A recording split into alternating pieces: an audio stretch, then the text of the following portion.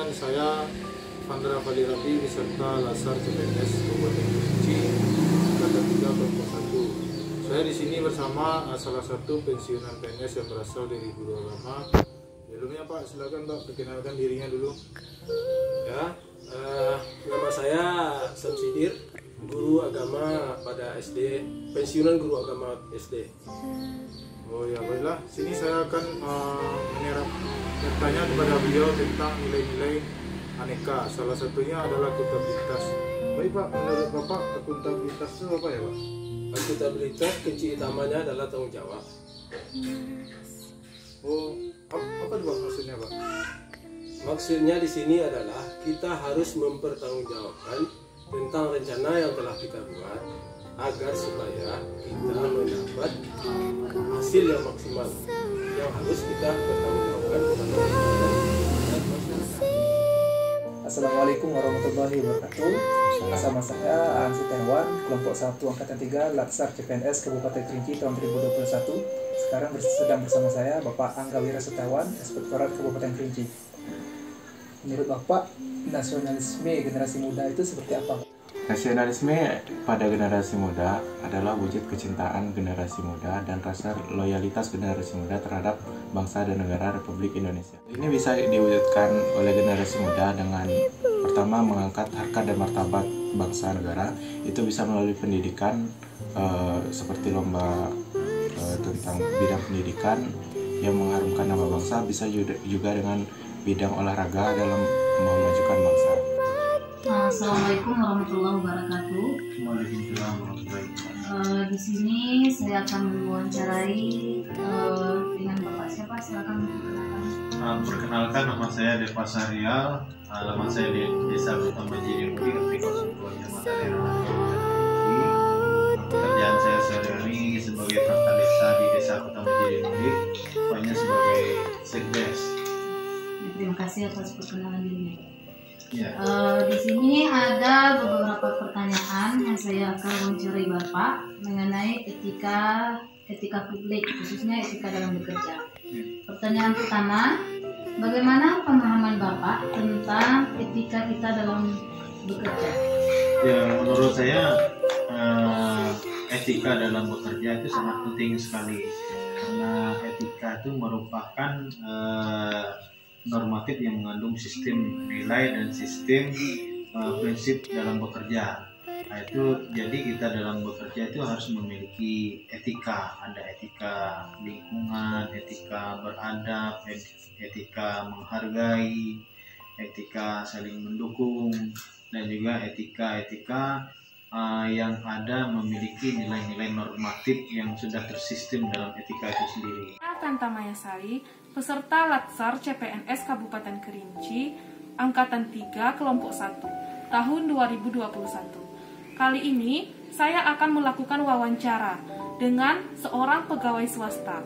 Perusahaan beliau bergerak di bidang pertanian. Saya Ronald Rupika. Saya adalah salah satu karyawan perusahaan yang bergerak di bidang pertanian, yaitu PT Exindor Harja Pratama. Baiklah Pak, saya ingin menanyakan, apakah perusahaan Bapak selalu melakukan upaya untuk meningkatkan komitmen mutu? Ya, kami selalu menjaga kualitas produk-produk yang kami pasarkan di pasaran. 3. Bagaimana upaya komitmen mutu yang dilakukan oleh perusahaan Bapak? Adapun upaya perusahaan kami untuk meningkatkan komitmen mutu dan menjaga mutu, dengan salah satunya menggunakan bahan-bahan yang berkualitas. Selain daripada itu, kami juga membuat inovasi terbaru dan terobosan-terobosan terbaru. Contohnya menggunakan produk-produk yang berkualitas. 3. Terima kasih Pak atas kesempatan untuk mewawancarainya. Apakah ada kegiatan di instansi Bapak yang mencerminkan sikap anti korupsi? Ya, di instansi kita kan PLN, jadi menerapkan ada yang namanya website gratifikasi. Jadi kita di situ bisa menolak secara langsung apa yang namanya suap. Kasus suap ini bisa terjadi melalui beberapa proyek di kantor, kayak kita bisa punya rekanan, terus kita kerja, terus kita dapat imbalan komisi dari hasil kerja kita itu namanya gratifikasi. Nah, untuk menolak hal itu, kita bisa melakukan tindakan isi websitenya digratifikasi sebagai salah satu bentuk penolakan kita terhadap pungli ya. Assalamualaikum warahmatullahi wabarakatuh. Saya Lisa Sandralini, anggota Latsar Kabupaten Kerinci, angkatan ketiga kelompok 1. Di sini saya akan menanyakan Bapak Ronald Afandi. Beliau adalah salah seorang yang bekerja di Dinas Pemadam Kebakaran Kota Sungai Penuh. Assalamualaikum Pak. Waalaikumsalam. Di sini saya akan mewawancarai Bapak sedikit mengenai tentang akuntabilitas kepada Bapak selaku ASN yang bekerja di Dinas Pemadam Kebakaran. Akuntabilitas itu apa sih Pak? Enggak. Menurut saya akuntabilitas itu adalah sebuah bentuk tanggung jawab kita kepada pekerjaan yang telah diamanahkan kepada kita. Sepertinya misalnya saya adalah orang yang bekerja di Dinas Pemadam Kebakaran.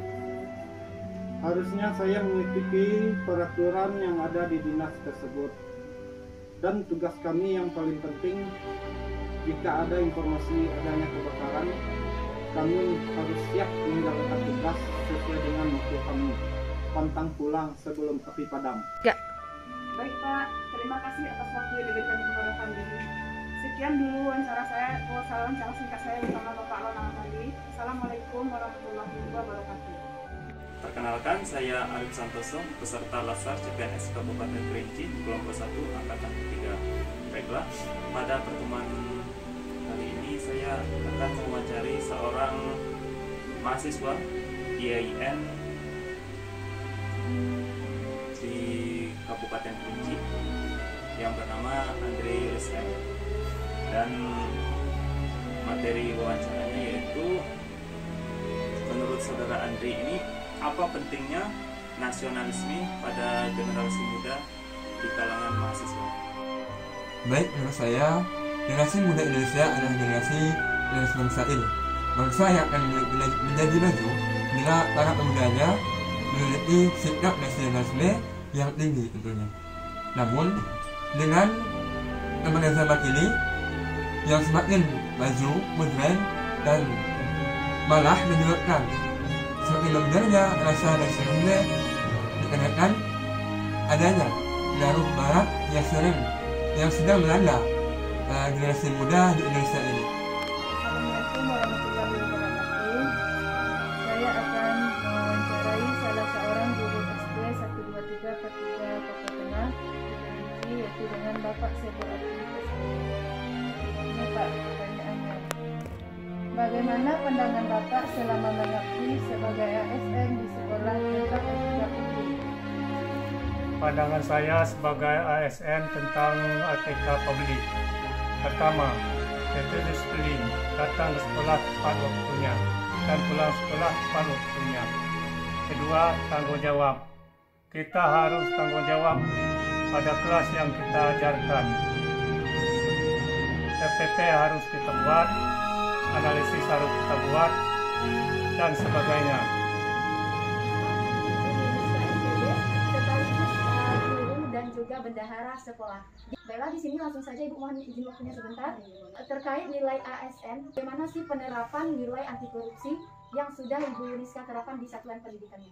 Untuk penerapan nilai anti korupsi di sekolah yang saya lakukan sebagai ASN sekaligus bendahara di sekolah adalah dengan transparan dalam penggunaan dana BOS, membelanjakan dana BOS, kemudian bertindak tegas terhadap interupsi dari pihak intern, bahkan iming-imingi dari pihak ketiga ketika menawarkan barangnya.